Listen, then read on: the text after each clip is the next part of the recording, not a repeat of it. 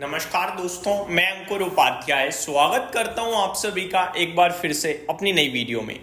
दोस्तों, बाजार तो शांति से ट्रेड कर रहा है, कुछ खास हो नहीं रहा। निफ्टी 25,000 के पास है। इंडेक्स स्पेसिफिक पॉजिटिव नोट पे कामकाज हो रहा है, स्टॉक स्पेसिफिक पॉजिटिव नोट पे कामकाज हो रहा है, लेकिन इतना भी पॉजिटिव नहीं है कि पोर्टफोलियो में तंगड़ा उछाल है। वही फ्लैट टू पॉजिटिव होगी या फ्लैट टू नेगेटिव होगी, कुछ खास नहीं दिख रहा। बहुत ही बोरिंग मार्केट टाइप हो रहा है ये। और मंथली एक्सपायरी का पहला दिन ही इंडेक्स लेवल पे एक्शन है और स्टॉक्स लेवल पे बोरिंग टाइप दिख रहा है मुझे। एक चीज और जो दिख रही है वो ये है कि 25,000 के ऊपर निकल कर हम वापस 25,000 के नीचे गए और दोबारा 25,000 के ऊपर निकलने की कोशिश कर रहे हैं। निकल नहीं पा रहे हैं लेकिन कोशिश कर रहे हैं। तो यहीं से क्या रिवर्सल आएगा या फिर ब्रेकआउट आएगा, ये जब तक ना हो जाए तब तक कुछ करना सही नहीं है ट्रेडर्स के लिए, ये मैं बोलना चाहूंगा। क्योंकि अभी भी कंफर्मेशन कुछ आ नहीं रही है। मॉर्निंग में जो मार्केट ब्रेथ बहुत स्ट्रांग थी वो धीरे धीरे घट रही है। That mean stock specific negative side पे एक्शन डेवलप किया जा रहा है और इंडेक्स अभी भी ऊपर टिका हुआ है।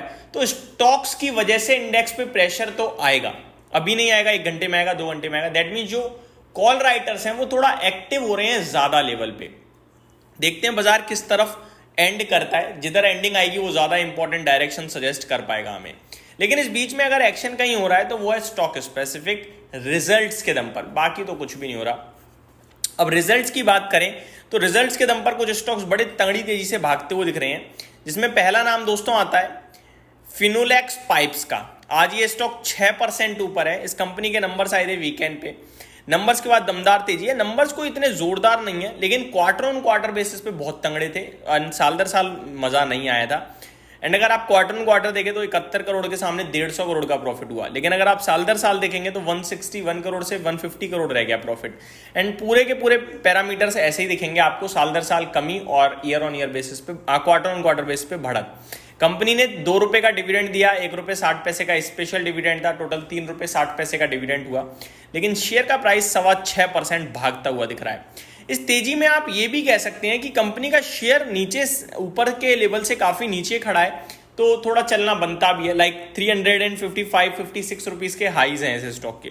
और ये स्टॉक अभी 6% चलने के बाद 221-222 पे आया है, जिसमें नीचे स्टॉक 150 रुपए तक चला गया था। अब यहां से निवेशक क्या करें, ये सवाल हो सकता है। मुझे लगता है स्टॉक अच्छा कर रहा है और लगातार बीते 3 दिनों से बढ़िया तेजी में रहा है, बट अभी वेट कर लेना ज्यादा बेटर रहेगा क्योंकि 3 कैंडल्स में बड़ी बड़ी तेजी दिख गई है, जिसमें विक जो है वो काफी ऊपर रहती है। स्टॉक क्लोजिंग बेसिस पे नीचे आ जाता है ऊपर के माहौल से। अगर आज भी मैं कंसीडर करूं तो 229-230 के करीब का हाई है, अभी 221 पे ट्रेड कर रहा है। तो वेट करने के लिए कहूंगा। बाकी स्टॉक में अच्छा मोमेंटम है। नीचे आता है तो आप प्रॉपर एसएल के साथ इस स्टॉक में एक पोजीशन बना भी सकते हैं चाहें तो, अदरवाइज आप इसे अभी छोड़ भी सकते हैं।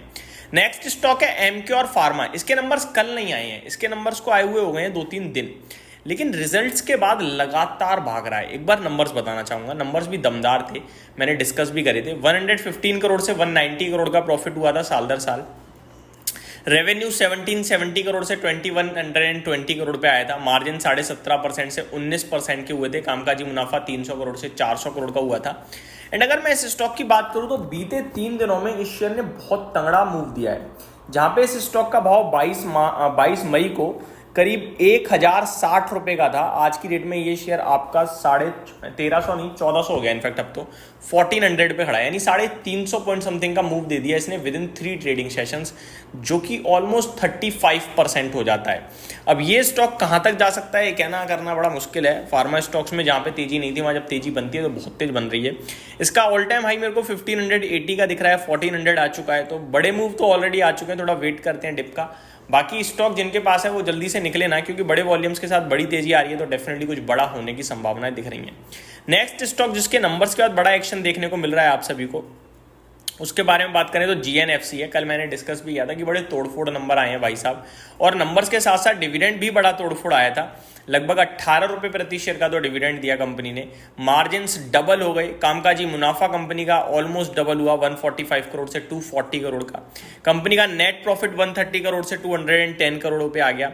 रेवेन्यू हालांकि नहीं बढ़ा, मार्जिन जो कि डबल हो गए, इसकी वजह से शेयर भागा। शेयर के प्रॉफिट में बड़ा तेज उछाल देखने को मिला है। ओवरऑल नंबर्स अच्छे थे, इसीलिए स्टॉक भागता हुआ भी दिख रहा है। जीएनएफसी भी बढ़िया स्टॉक है, एक क्वालिटी कंपनी है, बट वही है जब आप ये केमिकल या फर्टिलाइजर में जाते हो तो कितना वेट करना पड़ेगा ये नहीं पता है। बाकी कंपनियां तो बेहतरीन ही है ये। आगे बात करें दोस्तों तो Divi's lab, one of my favourite stock, इसको मैं लगातार डिस्कस करता रहता हूँ। इसमें भी आज बढ़िया तेजी दिख रही है, लेकिन इसकी तेजी के पीछे इसके क्वार्टरली नंबर्स नहीं है। खबर है जहाँ पे मैंने आपके साथ कल ही डिस्कस करी थी कि कंपनी ने एंटर किया है long term manufacturing and supply agreement with global pharma company for international supply of advance intermediates, जिसकी कहीं ना कहीं वर्थ आ रही है वो है अराउंड 650 करोड़ टू 750 करोड़। और आज ये शेयर इसी के दम पर 4% की तेजी दिखाता हुआ दिख रहा है और अपना लाइफ हाई भी हिट कर रहा है। ये स्टॉक मुझे अच्छे से याद है, लगभग 3,029 रुपये पर ट्रेड कर रहा था, तो लोग बहुत डरे हुए थे। मैंने कहा था ये कब जाएगा ऊपर, नहीं पता, हो गए 2.5 साल हो गए करीब करीब, लेकिन आपका कॉन्फिडेंस मैंने इस स्टॉक पे बिल्कुल लूज़ नहीं होने दिया था, क्योंकि बेहतरीन, मैंने लगातार एक ही चीज़ शेयर करी थी कि इस कंपनी का जो काम है ना भाई साहब, 95 कंट्रीज़ में मार्केट लीडर है ये कंपनी, 95 कंट्रीज़ में, एक आध कंट्री में नहीं है। तो बहुत ही दमदार कंपनी है ये और बढ़िया कर भी रही है। तो ये कुछ स्टॉक है जो कमाल करते हुए दिख रहे हैं। बाकी नारायण हृदयालय भी अपने रिजल्ट्स के बाद अच्छा कर रहा है, एस्ट्रल में भी बढ़िया मूव देखने को मिल रहे हैं, केसी इंटरनेशनल भी अच्छा करता हुआ दिख रहा है। ये कुछ स्टॉक्स हैं जो अपने नंबर्स के दम पर बढ़िया एक्शन में देखने को मिल रहे हैं। तो गिरावट भी काफ़ी स्टॉक्स में है नंबर्स के दम पर, स्पेशली जैसे बालकृष्ण इंडस्ट्री है, शारदा एनर्जी है, इनके बारे में भी मैं आप सभी के साथ अगली वीडियो में बात करूंगा। स्पेशली होनासा कंज्यूमर के बारे में, ये सावधानी वाले स्टॉक्स हैं, इनसे दूर रहेंगे तो ज़्यादा बेटर रहेगा। इनके बारे में मैंने पहले भी डिस्कशन किया है। इस बीच में निफ्टी एक बार फिर से 25,000 के ऊपर निकलने की कोशिश में, मात्र 2-4 पॉइंट नीचे है उससे।